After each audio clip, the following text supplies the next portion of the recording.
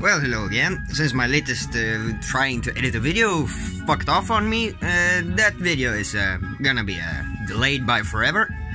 But anyway, today I started off a new project. It's I don't know what it's called, but in Sweden it's just hornhögtalare, horn speaker, but directly translated, but that doesn't add up, does it? Oh well, anyway, this is what it looks if I can back off a bit. Right now it's only just built on top, we built out of cardboard or sitting on top of another speaker.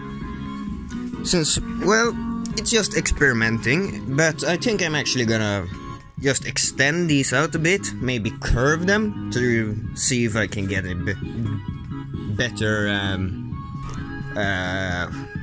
I don't know what it's called, sound deflection, reflection, whatever. Anyway, to do whatever that's good for, and then actually manufacture these out of these forms here, out of plywood or something, or steel, doesn't really matter to me, and I'll do whatever's cheapest, and do the same for the other speaker up there, and actually see how it sounds, if I get any louder volume, which is my goal, since that thing there only delivers 1 watt.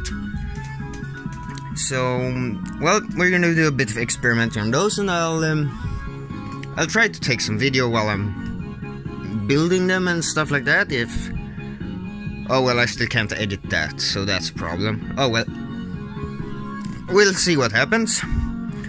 But anyway, that's currently what I'm doing right now, and yeah, I don't really have much otherwise to tell. That thing has got a VU meter now, and if anyone is interested in that, there is a bit of info on my Facebook page or in the Swedish electronics groups. Most people watching probably know what I mean by that. And yeah, it's a EM87 tube. Really, that's mostly it. A bit of support circuitry, but not too hard to build actually. But anyway, the problem with this prototype here is that it probably eats the sound up.